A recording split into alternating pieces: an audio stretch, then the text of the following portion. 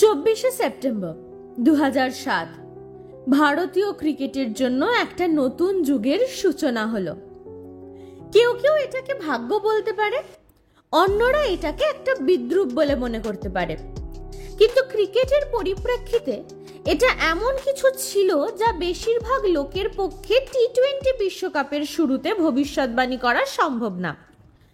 Cricket জগতের দুটো শক্তিশালী দল ইন্ডিয়া আর পাকিস্তান 2007-এ 50 ওভারের ওয়ার্ল্ড কাপটাতে দুটো আন্ডারডগ দলের কাছে হেরে বিশ্বকাপ থেকে বিদায় নিয়েছিল। 2007-এর ওয়েস্ট ইন্ডিজে অনুষ্ঠিত হওয়া 50 ওভারের ওয়ার্ল্ড কাপের গ্রুপ স্টেজ থেকে বিদায় নেওয়ার ক্ষোভ থেকে মুক্তি পাওয়ার জন্য ইন্ডিয়া আর পাকিস্তানের কাছে একটাই বড় মঞ্চ ছিল, যা হলো 2007-এর টি-20 ওয়ার্ল্ড কাপ, যা সাউথ আফ্রিকাতে অনুষ্ঠিত হতে চলেছিল। এটা ছিল সকল ক্রিকেট টিমের কাছেই ক্রিকেটের একটা নতুন ফরম্যাট। এই টুর্নামেন্টটা ছিল বিসিসিআই এর কাছে একটা বাড়তি বোঝা। তারা কোনো রকমে একটা টিম তৈরি করে এবং ক্যাপ্টেন হিসাবে মহেন্দ্র সিং ধোনিকে সিলেক্ট করা হয়। এই টি-20 ওয়ার্ল্ড কাপে ইন্ডিয়া টিম কেমন পারফরমেন্স করবে তা সম্পর্কে বিসিসিআই এর কোনো চিন্তাই ছিল না, কারণ তাদের মনে হয়েছিল ক্রিকেটের এই ফরম্যাটটি একটা বাড়তি বোঝা। ক্যাপ্টেন ধোনির আন্ডারে যে টিমটা টি-20 ওয়ার্ল্ড কাপে পাঠানো হচ্ছিল তার উপর বিসিসিআই তথা ইন্ডিয়ান ক্রিকেট ফ্যান্সদের কোনো ভরসাই ছিল না, কারণ এই টিমটার প্রায় কোনো এক্সপিরিয়েন্সই ছিল না বড় জায়গায় পারফর্ম করার। ইন্ডিয়া টিমের ক্ষেত্রে এই ওয়ার্ল্ড কাপের শুরুটাও খুব একটা ভালো ছিল না। তাদের টুর্নামেন্টের প্রথম ম্যাচটা ছিল স্কটল্যান্ডের বিরুদ্ধে, যা বৃষ্টির জন্য ভেস্তে যায়। তার মানে তাদের কাছে এখন একটাই পথ, যা হলো তাদের চির প্রতিদ্বন্দ্বী পাকিস্তানকে হারানো। তারা যদি পাকিস্তানকে হারাতে পারে তবেই তারা সুপার 8-এ কোয়ালিফাই করতে পারবে। তো ইন্ডিয়ার সামনে এখন তাদের চির প্রতিদ্বন্দ্বী পাকিস্তান। হাড্ডাহাড্ডি লড়াই, কে জিতবে বোঝা যাচ্ছে না, উত্তেজনা টান টান, হাতে পপকর্ন ভারতবাসী টিভির সামনে। ইন্ডিয়া ফার্স্টে ব্যাট করতে নামলো, 141 রান তুললো। পাকিস্তানের টার্গেট 142। পাকিস্তান যখন ব্যাট করতে শুরু করে প্রথম দিকে মনে হয়েছিল এই টার্গেটটা তাদের জন্য খুবই সামান্য। তারা ভাবলো তারা সহজেই এই টার্গেটটা চেজ করে নিতে পারবে। কিন্তু মিডল ওভারে একের পর এক উইকেটের পতন শেষমেশ ম্যাচটাকে একটা টাইতে এনে শেষ করে। ম্যাচটা যেহেতু টাইয়ের মধ্যে দিয়ে শেষ হয়, তাই ম্যাচটার যে দুটো পয়েন্ট তা কোন টিমের দিকে যাবে তা ঠিক করার জন্য যে ইভেন্টটা হয় তা হলো বোল আউট। এখানে দুটো টিমই তাদের পছন্দ মতো কিছু বোলারদের ঠিক করে যারা এই বোল আউটের অংশ নেবে। ইন্ডিয়ার তরফ থেকে যারা যারা ছিলেন তাদের মধ্যে কয়েকজন হলেন বীরেন্দ্র সেহবাগ, হরভজন সিং, রবিন উথাপ্পা প্রমুখ। পাকিস্তানও তাদের কিছু বোলারদের চিহ্নিত করেন, যাদের মধ্যে উল্লেখযোগ্য ছিলেন উমর গুল, ইয়াসির আরাফাত, শাহিদ আফ্রিদি প্রমুখেরা। ইন্ডিয়ার তরফ থেকে যারা যারা ছিলেন তারা প্রত্যেকেই স্টাম্পে হিট করে, কিন্তু পাকিস্তানের কোনো বোলারই স্টাম্পে হিট করতে পারেনি, যার ফলে ইন্ডিয়া তাদের গুরুত্বপূর্ণ ম্যাচটিতে জয়লাভ করে, যার মাধ্যমে তারা পরবর্তী রাউন্ডে পৌঁছে যায়। সুপার 8-এ ইন্ডিয়ার মুখোমুখি যে টিমটি হয়েছিল তা ছিল নিউজিল্যান্ড, যার কাছে ইন্ডিয়া 10 রানে পরাজিত হয়। এটা ছিল একটা হাই স্কোরিং গেম।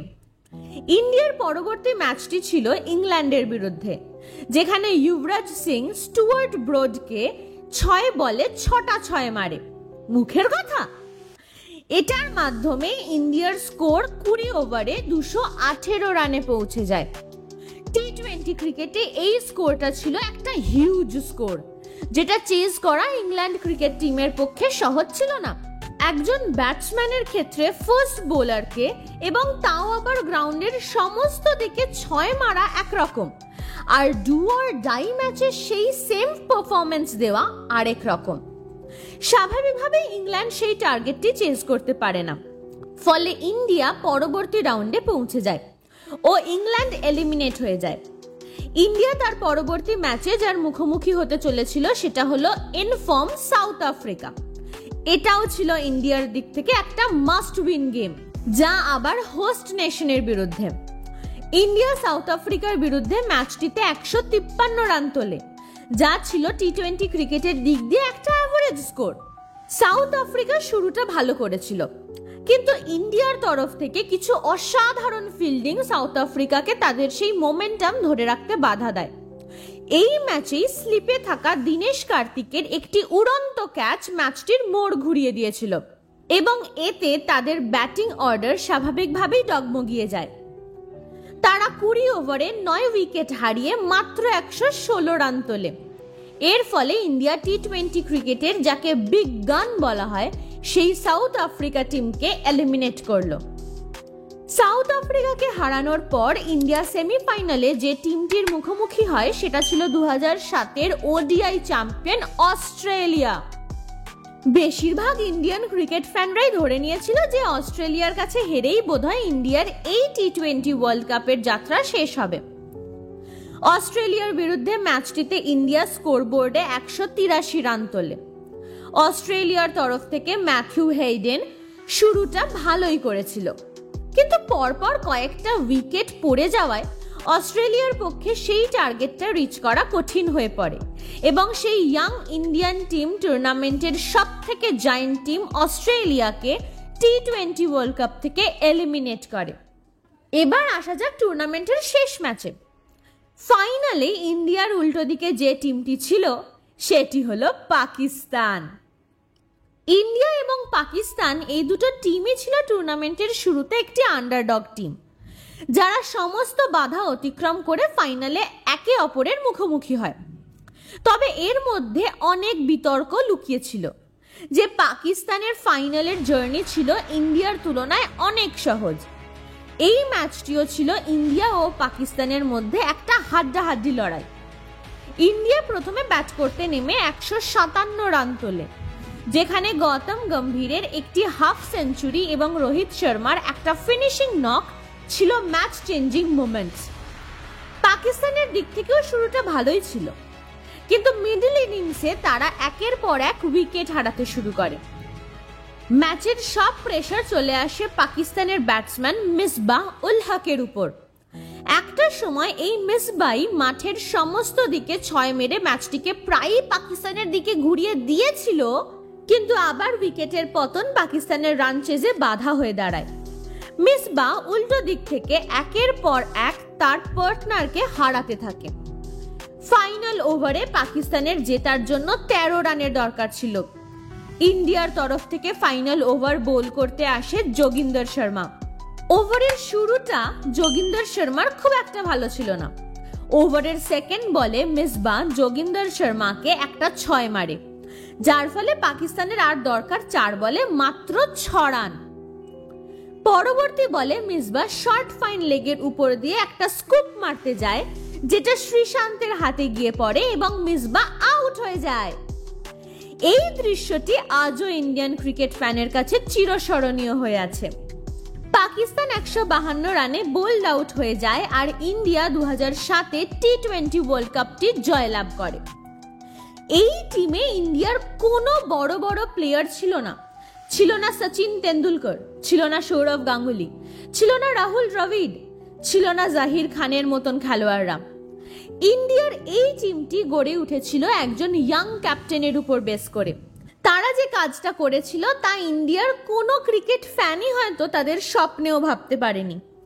সাউথ আফ্রিকাকে তাদের হোম গ্রাউন্ডে হারানো, অস্ট্রেলিয়ার মতো জায়ান্ট টিমকে সেমিফাইনালে হারানো এবং পাকিস্তানের মতো চিরপ্রতিদ্বন্দ্বী টিমকে ফাইনালে হারানো কোনো অংশেই সামান্য নয়।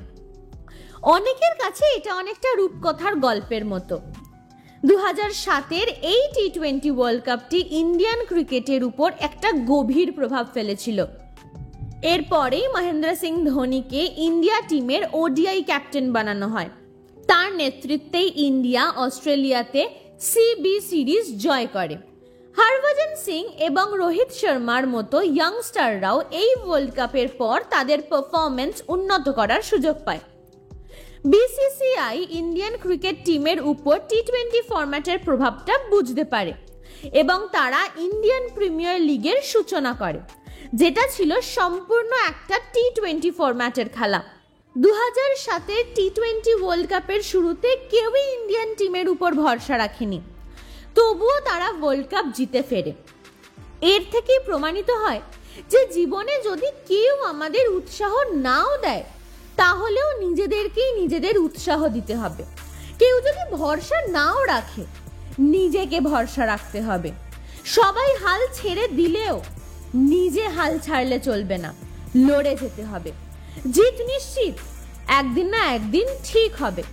স্পোর্টস আমাদের শুধু এন্টারটেনমেন্ট নয়, আমাদের জীবন বাঁচতেও শেখায়, লড়তে শেখায়, পড়ে গিয়ে উঠে দাঁড়াতে শেখায়, হেরে গিয়েও জেতার স্বপ্ন দেখতে শেখায়, নিজের আগে দেশের জন্য বাঁচতে শেখায়। আজকের গল্প তাহলে এতটাই। দেখা হচ্ছে পরের দিন আরেকটা নতুন গল্প নিয়ে। ততক্ষণ গল্প শুনুন, ভালো থাকুন, আর ভালো লাগলে চ্যানেলটি লাইক, শেয়ার, সাবস্ক্রাইব করতে ভুলবেন না জানো।